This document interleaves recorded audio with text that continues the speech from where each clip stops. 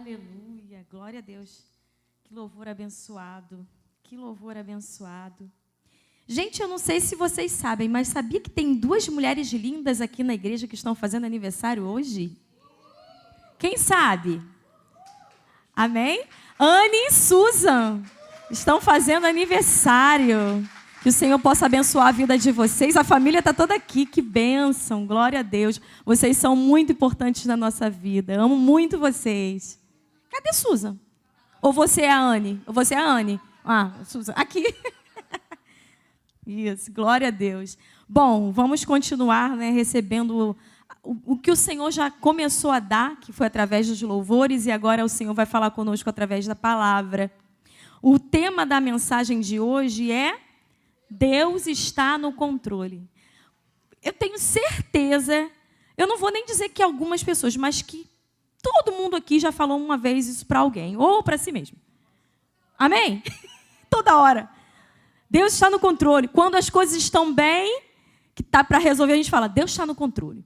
Quando as coisas estão muito, muito, muito, muito difíceis, que a gente não sabe o que dizer para a pessoa, o que a gente diz? Deus está no controle. Quando a gente não tem o que dizer, né? A gente fala o quê? Deus está no controle. E Ele está. Ele está no controle em todas as situações. Não só nas situações dificílimas, daquelas dificílimas que a gente não sabe o que dizer para a pessoa, e a gente, como um bordão, né? Porque não tem as palavras certas, a gente diz, Deus está no controle. Não, Ele está no controle da nossa vida em todos os detalhes. Nas coisas mais simples, como as coisas mais difíceis, que requer mais confiança no Deus do controle. Ele está no controle. E eu queria falar de um homem, de um rei, que conseguiu entender realmente o significado da palavra, da frase, Deus está no controle. O nome desse rei é Josafá. Vocês já ouviram falar nele? Josafá, o rei Josafá? Então, o Josafá era um rei, filho de Asa, do rei Asa, rei de Judá também. Ele herdou o trono do seu pai. A Bíblia fala bem de Josafá, assim como fala bem de Asa, o seu pai. Fala que eles fizeram o que era reto aos olhos do Senhor. Agora, o que é interessante é que tanto o rei Josafá como o rei Asa fizeram umas coisinhas lá que não foi tão reta assim. E isso me ensinou, isso me mostrou alguma coisa. Isso me mostra que o Senhor olha para a gente na nossa, sabe, em tudo que a gente faz. Eles erraram em algumas situações da vida dele, mas o que mais eles fizeram agradava ao Senhor. E isso mostra também que Deus não lança em rosto quando a gente erra. E isso é bom, né? Às vezes a gente está caminhando ali, não, estou firme no Senhor, vou lá. E uma tropeçadinha que a gente dá, o irmão já fala, poxa, que isso? Você não é crente? Não, o que você faz isso? O Senhor, Ele elogia tanto o rei Josafá quanto o rei Asa. E eles fizeram umas coisinhas que não foi muito boa, não. Por exemplo, o rei Josafá, ele se aliou a Acabe. E quem conhece a história de Acabe aí? Um homem mal comandado pela mulher que se chamava Jezabel, que eu acho que todo mundo aí também já ouviu falar, que era uma mulher braba. E ele se aliou a esse rei. Olha só o que ele fez. Ele se aliou a esse rei, porque esse rei, gente, rei Acabe, era parente dele. O filho de Josafá casou com a filha de Acabe, do rei Acabe. E aí eles tiveram parentesco. E foi visitar o parente dele, Acabe, né? Um rei de Israel. Chegando lá, o que ele fez? O rei de Israel falou assim, a gente vai guerrear e você vai me ajudar. Aí ele, não. Aí o que Josafá falou? Não, mas primeiro você vai pedir orientação ao Senhor. E aí, quando ele pede orientação ao Senhor, aquele pede orientação ao Senhor. Vamos lá. Aí ele chama 400 profetas, os profetas todos, não, você vai para essa guerra, você vai ganhar. E um, que é o profeta Micaías, diz o quê? Vai não, que você vai morrer. Ele vai a si mesmo, e aí dá no que dá, o rei Acabe morre. Um profeta chama a atenção, o profeta Jeú, chama a atenção de Josafá. Então, ele não era assim, oh meu Deus, que homem é esse? Não, ele errou, como nós somos falhos. Mas nessa situação, nesse momento, nessa ocasião, o Senhor, assim, Ele honrou a vida de Josafá, desse rei. E eu vou dizer para vocês por quê. A gente vai ler um pouquinho Eu vou tentar falar o mínimo possível, porque a palavra já fala praticamente tudo. A gente só vai dar alguns tópicos, acrescentar algumas coisas. Mas eu queria que vocês abrissem lá a Bíblia, em 2 Crônicas, no capítulo 20, para a gente começar essa história.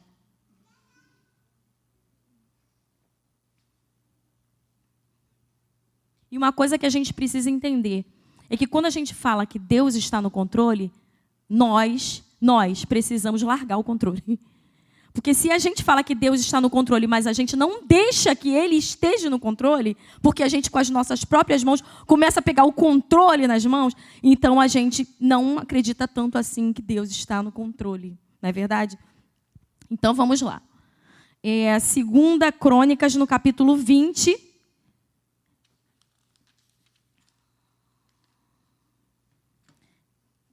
Que começa assim.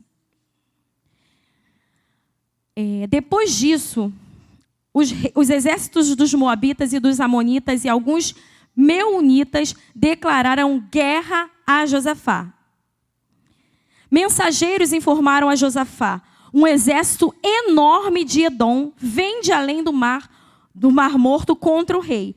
Já está em Azazon Tamar, isto é, em Gedi. Como se tivesse melhorado alguma coisa, né? Azazon Tamar. Ah, não, Gedi. Para mim dá tudo no mesmo. Tudo é nome esquisito. Josafá ficou amedrontado com essa notícia e pediu orientação ao Senhor. Ordenou um jejum em todo o Judá. Eu queria que vocês parassem agora aqui. Então, vamos lá. Josafá, né, o rei de Judá, ele recebeu uma mensagem que homens, né, os amonitas, os moabitas e os emonitas, sei lá, os nitas desse, quiseram guerrear contra o povo de Judá. O que acontece? Eles não falam assim, olha só o recado que ele recebeu. Eles já estão vindo. Né? Não é uma fake news, não, é real. Eles já estão vindo para guerrear. O que ele fica? O que acontece com ele? Ele fica o quê? Amedrontado. Diz a palavra que ele fica amedrontado com essa notícia. E o que ele faz diante desse medo todo? O que eu ou você faria diante de todo esse medo aí? Roer as unhas, sei lá. Me trancar no quarto, enfiar debaixo da cama, me esconder na casa de algum parente? Aquele rei já começa ensinando para a gente coisas que a gente tem que carregar para a nossa vida cristã. Josafá ficou amedrontado com essa notícia e ele pediu orientação ao Senhor. Ele ordenou um jejum em todo o Judá. Ele não fez o jejum, ele ordenou um jejum em todo o Judá. Não só fez como ordenou. Pode continuar. Ordenou em todo o Judá. E habitantes de todas as cidades de Judá vieram a Jerusalém para buscar a ajuda do Senhor. Então, Josafá, diante da situação de que ele não tinha controle, ele não simplesmente falou que Deus estava no controle, como ele entendeu e ele pediu que o Senhor estivesse no controle daquela situação, daquele país, porque Deus precisava agir. Os homens estavam vindo, aqueles homens iam acabar com aquele lugar. Detalhe que a quantidade de homens era imensa. O exército deles era muito maior do que o exército de Judá. Então, aquele homem amedrontado, ele pede para que todo o povo de Judá fizesse o jejum e buscasse ao Senhor. Isso não chama atenção? Isso já é maravilhoso. O Senhor estava na frente. O Senhor estava no comando, ele estava no controle daquela situação. No versículo 3 diz assim, Josafá ficou, versículo 4 diz assim, e os habitantes de toda a cidade de Judá vieram a Jerusalém para buscar a ajuda do Senhor. Aí diz assim no versículo 5 em diante, Josafá se pôs em pé diante da comunidade de Judá e de Jerusalém, em frente ao pátio novo do templo do Senhor. Olha aqui. Volta aí para mim, por favor. Josafá se põe em pé, em frente à comunidade. Eu acredito que a quantidade de pessoas que tinha naquele lugar não comportavam dentro do templo. Então, o rei chama aquele povo para que no pátio do templo, em frente ao pátio do templo, eles se colocassem de pé, né? E eles se pusessem de pé na comunidade de Judá e Jerusalém, em frente ao pátio do templo do Senhor, e orou. Então, o que ele fez? Chamou o povo para o pátio, se colocou, todas aquelas pessoas se colocaram ali, e ele orou ao Senhor e disse: ó Senhor, o Deus de nossos antepassados, somente Tu és o Deus que está nos céus. Tu governas todos os reinos. Ele governa. O Senhor tem o governo de todas as coisas. És forte e poderoso, e ninguém pode resistir a Ti. Ó nosso Deus, acaso não expulsaste os habitantes da terra quando Israel, Teu povo, chegou? Não deste esta terra para sempre aos descendentes do Teu amigo Abraão? Vamos tocar no coração de Deus, né? Vamos tocar, Olha o que ele fala, olha só a oração de Josafá. Teu povo se estabeleceu aqui e construiu este templo em honra ao Teu nome. Disseram: se enfrentarmos alguma calamidade, como guerra, praga ou fome, nos colocaremos em Tua presença diante deste templo, onde Teu nome é honrado. Clamaremos a Ti em nossa angústia, e Tu nos ouvirás e nos salvarás. Então ele fez uma linda oração. Agora vê o que fazem os exércitos de Amon, de Moabe e do Monte Seir. Tu não permitiste que nossos antepassados invadissem essas nações quando Israel saiu. Espera aí. Folhinha agarrou. Saiu do Egito. Por isso, os israelitas se desviaram deles e não os destruíram. Olha só, ele está falando que, poxa, esse povo passou... Deus não permitiu que eles fossem mortos na época que eles estavam saindo do Egito. A gente protegeu esse povo e esse povo agora vem contra o povo de Deus. Vê como nos retribuem. Vieram nos expulsar da nossa terra que nos deste de herança. Ó nosso Deus, não os castigarás por isso? Não temos forças para lutar com esse exército imenso que está prestes a nos atacar. Não sabemos o que fazer, mas esperamos o socorro que vem de Ti. Não sabemos o que fazer. Como diz a letra de uma canção, quando não há o que fazer, é muito forte a minha dor. Levanto as mãos para o céu e louvo ao Senhor. Foi o que eles fizeram. Eles não sabiam o que fazer. A oração de Josafá dizia o que estava dentro do coração dele. Quando não há o que fazer, esse exército é imenso. Essa situação é imensa. Esse problema é grande demais. Eu não sei o que fazer. O que eu vou fazer diante desse problema? Ele falou, não sabemos o que fazer. E sabe qual é o nosso problema? Que a gente sempre quer dar um jeitinho.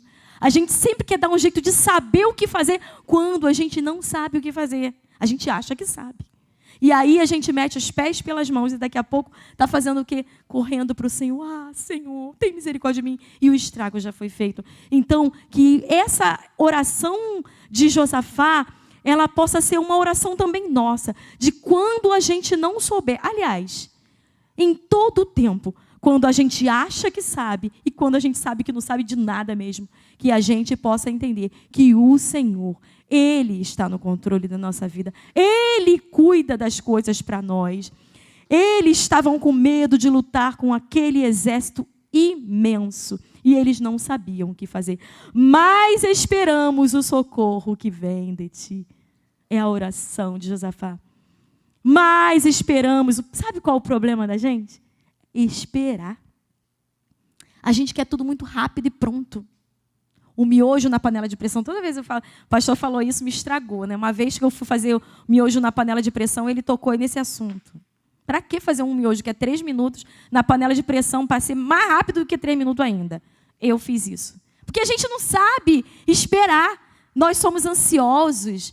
Nós queremos a resposta pronta. Nós queremos o final logo. Antes de começar, a gente já quer o final. Nós somos assim. Nós não temos paciência.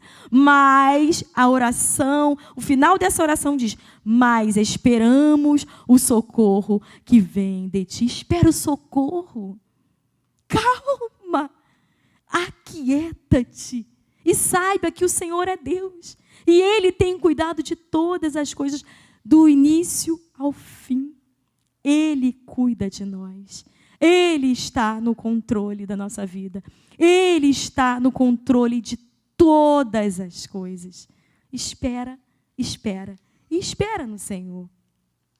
Porque Ele é o nosso socorro, não um socorro presente. Ele é o socorro bem presente. Ou seja, Ele está em todo o tempo. Ele não vai vir em nosso socorro. Ele já está conosco. Então, Ele já é o nosso socorro. Ele não está vindo. Ele já é o socorro.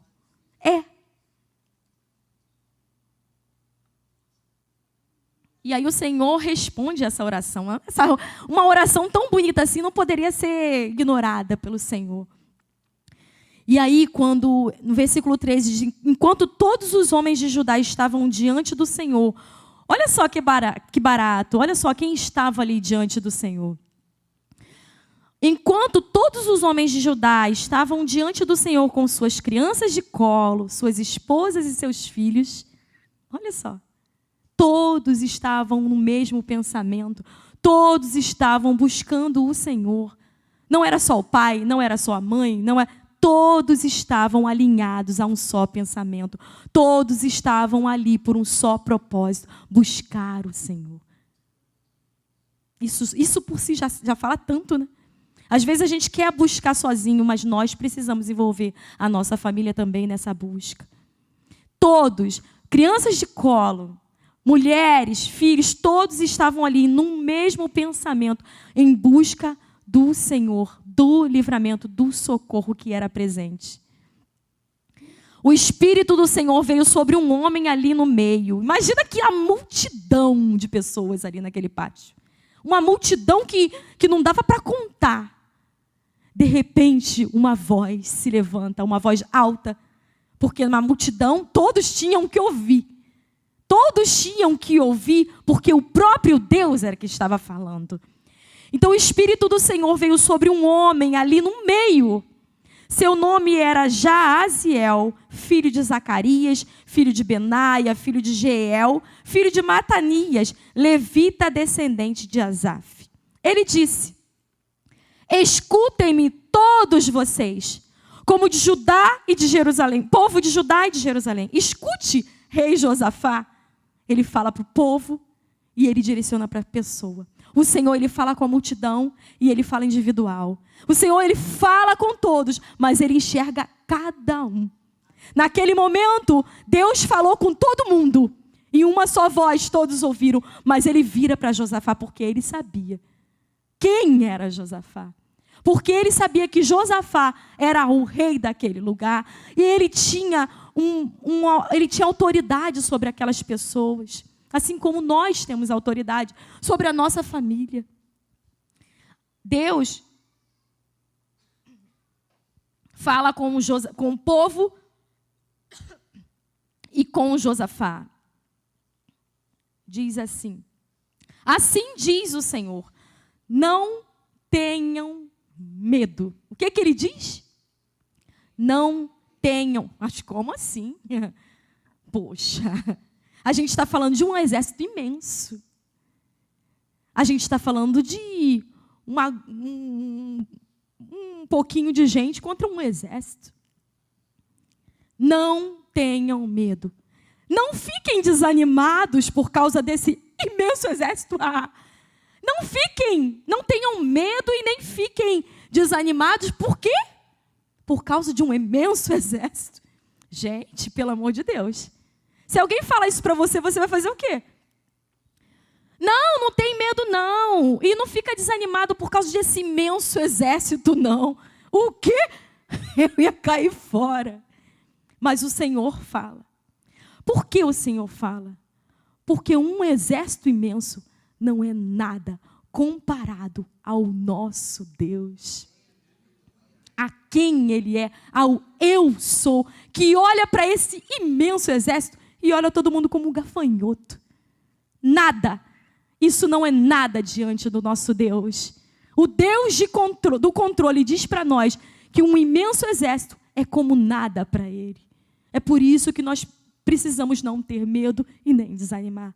Confiar no controle dEle sobre as nossas vidas, sobre a nossa família, sobre os nossos problemas. O Deus do controle disse que o imenso exército não é nada.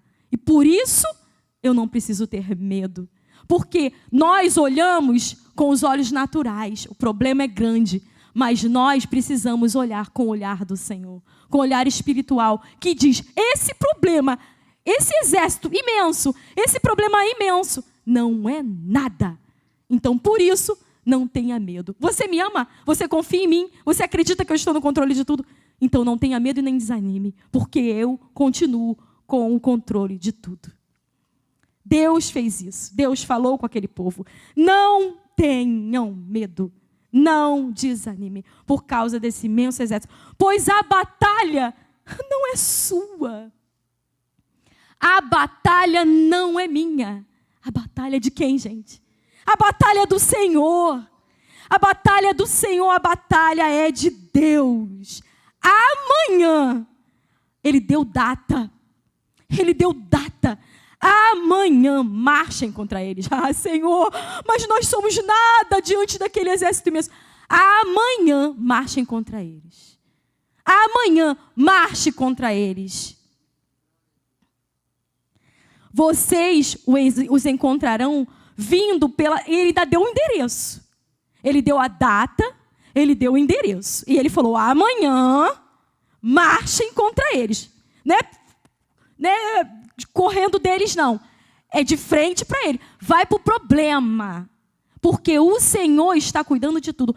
Enfrenta. Nós somos assim, somos covardes. Ah, deixa para lá. Puxa, eu estou vendo meu filho estranho. Ah, eu estou vendo isso aqui. Não. Vai e confronta. Vai de frente para o problema. Porque o Senhor está na frente de tudo. E Ele vai te direcionar, Ele vai te dar as palavras certas, Ele vai te usar da forma como Ele colocar as palavras certas nos seus lábios. Então não foge do problema, vai para o problema. Enfrenta o problema, porque você não está sozinho. A batalha é do Senhor. E aí Ele vai dar o endereço, ó, você vai lá, né, vocês encontrarão vindo pela subida de Ziz, no fim do vale, que abre para o deserto. Bonitinho o endereço. O endereço lá, Rua São Cleonel, número 130. Vamos lá. Vai lá. Enfrenta o problema. Deserto de Jeruel. Versículo 17. Quando os encontrarem, porém... Que isso, Senhor? Não vai lutar. Ué? Vão deixar eles matar então, né? Porque se eu não vou lutar, o Senhor falou que a batalha ganha. Mas como que a batalha ganha se eu não lutar? Que história é essa, Senhor? Eu vou no dia certo, eu vou no endereço certo. Pô, então vamos pegar lá, pega tudo, pega arma, pega não sei o quê. Não, não. Você vai no endereço certo, no dia certo, e você vai ficar parado ali, esperando que eles me matarem, Senhor. É isso que vai acontecer? É isso? Vamos lá. Quando os encontrarem, porém, não terão que lutar. Tomem suas posições, depois fiquem o quê? Parados. E vejam o livramento do Senhor. Que isso? Como que eu vou para a guerra? Como que eu vou enfrentar? Eu vou direto para a boca do lobo, eu vou direto para o problema, e quando eu chegar lá, o que eu tenho que fazer? Não vou lutar, eu vou ficar o quê? Parado, deixa eles virem. Que isso, caramba, nessa hora eu ia ficar cheio de medo. E eles, acho que obedeceram, vamos lá. Quando fiquem parados e vejam o livramento do Senhor. Ele está com vocês, povo de Judá e de Jerusalém. Gente, só isso aqui é tudo. Porque se o Senhor está conosco, gente, eu fico... Senhor, é para ficar parado, ficar de cabeça para baixo? É para plantar bananeira, Senhor? O Senhor está comigo? Estou dentro. É isso que a gente não faz. Porque dentro da gente o medo toma conta, a insegurança, querer pegar o controle e faz o quê? O Senhor falou, o Senhor me deu indícios, o Senhor me deu sinais, mas eu estou com medo. Então eu não vou. Então eu vou fugir. Nós somos assim. Nós somos exatamente assim. Nós queremos fugir, porque achamos que o controle é nosso. Mas o Senhor fala para eles seguirem aquele caminho, em direção àquele deserto, encontrarem com aquele imenso exército, ficar parado esperando que o Senhor vai agir. É para ficar parado. Tem horas que não é para falar nada. Tem horas que não é para sair e fazer nada. É para fazer o que o Senhor está mandando. É para ficar quietinha, irmão. Fique quieto. Tem horas que é para ficar quietinho. Fica paradinho e espera que o Senhor vai falar. E é isso que vai acontecer. Ele está com vocês, povo de Judá. Não tenham medo. Aí ele volta a falar, não, porque fica parado, aí volta o medo, né? Aí o medo voltou. Até então, por Senhor está com medo. Olha, o Senhor vai lutar com a gente. E beleza, está tudo certo. Aí você vai ficar parado, aí volta o medo. Aí o que Deus tem que falar de novo? Não tenham medo, não desanimem. Porque não é assim que acontece. Deus fala com a gente hoje. Passa uns dias, o medo volta. Aí o Senhor tem que falar de novo. Meu filho, mas não falei para você não ter medo, cabeção. Eu não falei para você não desanimar. E ele falou. E aí, o povo foi embora. Vamos embora. E aí vamos ver o que aconteceu com esse povo diante de uma voz vinda do próprio Deus, pedindo que eles se acalmassem, que eles não tivessem medo, que eles não desanimassem, para eles ficarem parados na frente da guerra, de frente para o problema. Para e espera. Será? Vamos ver o que vai acontecer. Versículo 18 diz assim: então, o rei Josafá... Gente, outra coisa que eu queria, antes de ler aqui, eu queria... Diante de tudo que a gente ouviu aqui, diante de uma situação que ainda não aconteceu, porque a gente às vezes é meio que Tomé, né? Tá bom, o Senhor falou que eu vou ganhar essa guerra, mas eu quero ver. Sabe o que Josafá e o povo de Judá fez? Vamos ver o que o povo de Judá e Josafá fizeram diante dessa fala de Deus para o povo. Então, o que eles fizeram? Então, o rei Josafá se prostrou com o rosto no chão, e todo o povo de Judá e de Jerusalém fez o mesmo, em adoração ao Senhor. Que isso, gente? Quando a situação está difícil, a gente não quer, a gente quer desistir. Antes mesmo de resolver o problema, eles já estavam adorando ao Senhor. Antes mesmo de ganhar qualquer guerra, de vencer qualquer batalha, será que a gente tem essa ousadia, essa coragem, essa fé de que vai dar tudo certo? E que, eu já vou até agradecer, eu já vou até orar, porque a batalha já é ganha. A gente não, a gente chora, a gente baba, a gente não quer orar, eu estou fraca, eu estou desanimada. A gente é o contrário disso aqui. O que eles fizeram? Eles se prostraram com o rosto no chão. E aí fica a questão do exemplo, né? O rei não pediu. Ele pediu para o povo fazer jejum, o povo fez jejum. Mas ele se ajoelhou, ele se prostrou diante do Senhor, adorando. O povo viu e fez igual. Ele não pediu, não. Aqui não fala, aí o rei Josafá falou, povos, venham, povo, se ajoelhem. Não, o exemplo. Nossa vida é um exemplo para Deus. Quando nós, mesmo nos momentos mais difíceis na nossa vida que a gente está passando, quando a gente entende que o Senhor está no controle de tudo e que Ele tem o domínio da situação, que a gente adora, que a gente descansa nele, que a gente continua clamando, que a gente não perde a nossa fé, as pessoas estão vendo. E isso se torna um exemplo para aquelas pessoas. Poxa, se fulano está tão mal assim, não desistiu, está até adorando, eu vou lá, eu vou adorar, eu vou nessa igreja, eu quero esse Deus, eu quero esse Jesus, porque eles estão adorando no momento de luta. É isso que a gente precisa entender. A nossa fé tem que ser tão grande e que ela sirva de testemunho para aquelas pessoas que estão ao nosso redor. E aí, versículo 19, em seguida,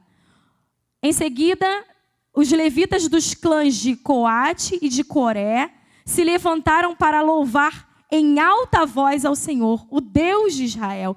Eles começam a adorar o Senhor. Estavam ali ajoelhadinhos, orando. Daqui a pouco, imagina só, se levanta vozes de pessoas cantando em alta voz, adorando ao Senhor. Aqueles homens puxam um coro e eles começam a adorar o Senhor.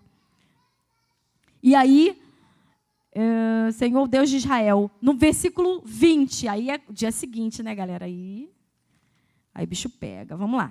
Bem cedo de manhã, no dia seguinte, o exército de Judá saiu para o deserto de Tecoa, no lugar marcado, na hora marcada. No caminho, Josafá parou e disse, aí vamos lá, antes de chegar lá eu quero falar um negócio para vocês. Escutem-me, povo de Judá e de Jerusalém, creiam no Senhor, seu Deus. Primeiro, creiam. Segundo, permaneçam firmes. Primeiro, creiam. Segundo, permaneçam firmes. Creiam em seus profetas e terão êxito. Ou seja, primeiro, creiam no Senhor, estejam firmes e creiam nos profetas. Creiam na promessa. Creia na promessa. Creia no Senhor e estejam firmes. Porque se a gente sabe que a promessa do Senhor é de libertação, a gente tem que estar firme. A luta, ela não pode ser maior do que a nossa fé em Deus, a nossa esperança no Senhor. Creiam em Deus, creiam nos profetas, permaneçam firmes, permaneçam de pé e terão êxito. 21. Depois de consultar o povo, o rei nomeou cantores para irem adiante. Aí vamos chamar os cantores. Quem vai aqui? Vai Ana, vai o pessoal do louvor, vamos lá na frente. Vai aí, os jovens também que cantam, aí Maurício, Francisco, Renato. Vai a galera do louvor todo, vai para frente. A gente vai para frente, Maurício. E o medo, Maurício? Caramba, eu vou para frente da batalha. Tem que cantar, tem que ter muita fé. No meio da guerra, os que vão morrer primeiro, os que vão cantar. Versículo 21. Depois de consultar o povo, o rei nomeou cantores para irem adiante do exército, cantando e louvando ao Senhor por sua santa majestade. Cantavam assim, tem letra, hein, Maurício, hein, Francisco? Né, cantando, botou aqui para a gente cantar na igreja. Deem graças ao Senhor, seu amor dura para sempre. Deem graças ao Senhor, o seu amor dura para sempre. Deem graças ao Senhor, o seu amor dura para sempre. Aí começaram a cantar lá essa música. Cantando à frente, adorando, já sabendo da vitória, adorando porque sabia que o general estava à frente com eles. Eles não estavam à frente sozinhos, o próprio Deus estava com eles. E aí,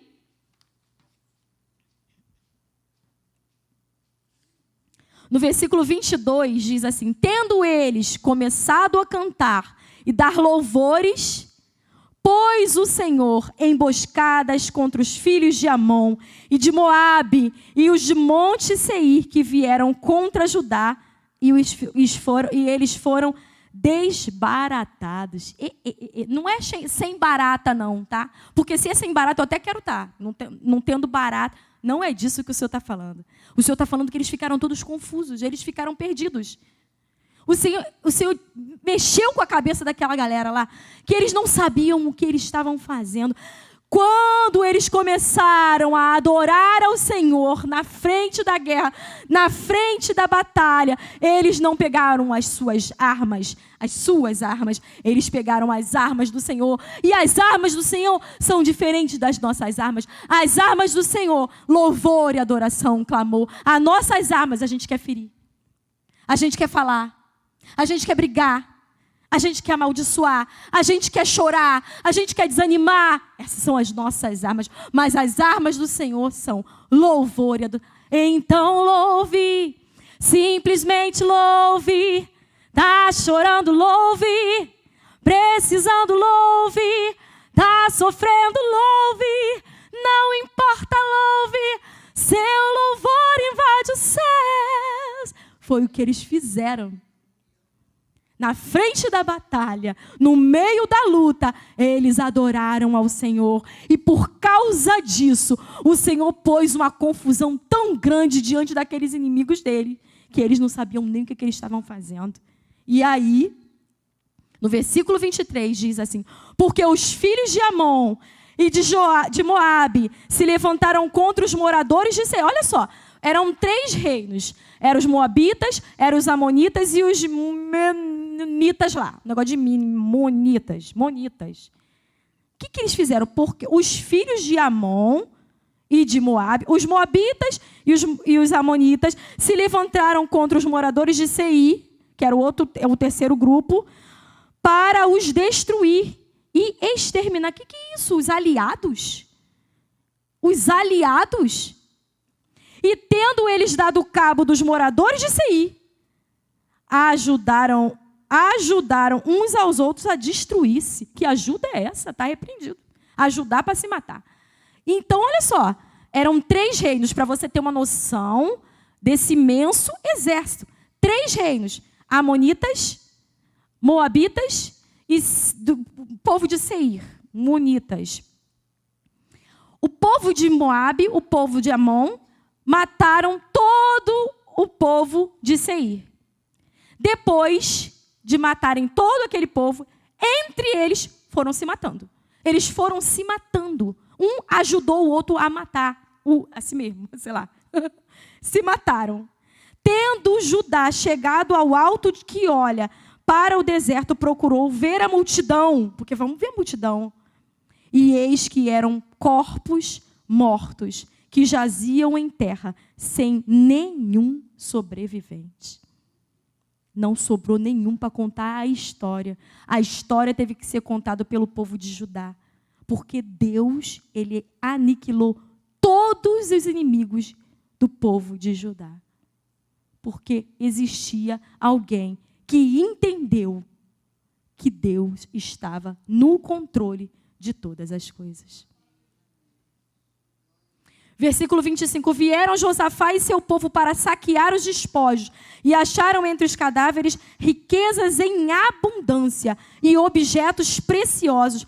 Tomaram para si mais do que podiam levar. E 3 dias saquearam o despojo, porque era muito. Era tanta coisa, era tanto bem precioso, era tanta coisa, que eles levaram 3 dias para catar tudo. Que é isso? Versículo 26. Ao 4º dia, se juntaram no vale de bênção, onde louvaram o Senhor. Por isso, chamaram aquele lugar vale de bênção até o dia de hoje. Então, voltaram todos os homens de Judá e de Jerusalém, e Josafá à frente deles, e tornaram para Jerusalém com alegria, porque o Senhor os alegraram com a vitória sobre os seus inimigos. Voltaram todos os homens de Judá e de Jerusalém e Josafá à frente deles e tornaram para Jerusalém com alegria, porque o Senhor os alegrara com a vitória sobre os seus problemas. Quando a gente coloca a nossa vida diante do Senhor, quando a gente entende que o Senhor tem o domínio de todas as coisas, não fica buscando o controle, não fica querendo dar um jeitinho, o Senhor age. Os nossos inimigos de hoje não são os mesmos de antes. Quais são os nossos inimigos? Tem um monte, tem vários. A ansiedade que toma o domínio, problemas com os nossos filhos, as preocupações, problemas do casamento, falta disso aqui, isso aqui eu acho que é um dos piores. Vários exércitos gigantescos que tiram o foco, o controle do Senhor da nossa vida. Mas quando a gente faz isso, a gente pode receber a alegria vinda do Senhor. Aqueles homens, aquele povo recebeu a alegria, não uma alegria apenas pela vitória, mas uma alegria porque eles entenderam que o Senhor estava no controle de todas as coisas. é diferente. Não é uma alegria momentânea, é uma alegria vinda do próprio Deus para a nossa vida. Aquele povo, eles conseguiram se livrar dos seus inimigos, dos seus problemas. E eu queria ler o 28 em diante aqui, porque eu não anotei no meu papel, mas para a gente finalizar, quero finalizar com eles. Vieram para Jerusalém com alaúdes, harpas e trombetas para a casa. Eles fizeram uma festa. Vieram para Jerusalém com alaúdes, harpas e trombetas para a casa do Senhor. Aí a gente fala assim, vamos para a casa do Senhor agora agradecer por todos os seus benefícios. A gente, quando está recebendo bênção, quando as coisas estão bem com a gente, não, vamos para o shopping, vamos gastar um dinheiro, que entrou uma graninha. Vamos para a casa do Senhor, vamos encher essa casa de alegria da presença do Senhor.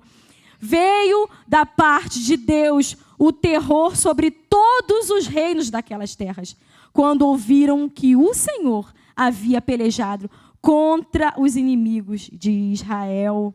Assim, o reino de Josafá teve paz, porque Deus lhe dera repouso por todos os lados. Aleluia! Veio um temor dos reinos vizinhos. Veio um temor, porque eles falam assim, caramba, que Deus é esse que não deixou neles guerrearem? Ele guerreou. Esse Deus é poderoso. O nome do Senhor sempre tem que ser glorificado nas nossas conquistas. Consegui passar de ano, glórias a Ele. Consegui resolver isso, glórias a Ele. O nome do Senhor tem que ser glorificado na nossa vida.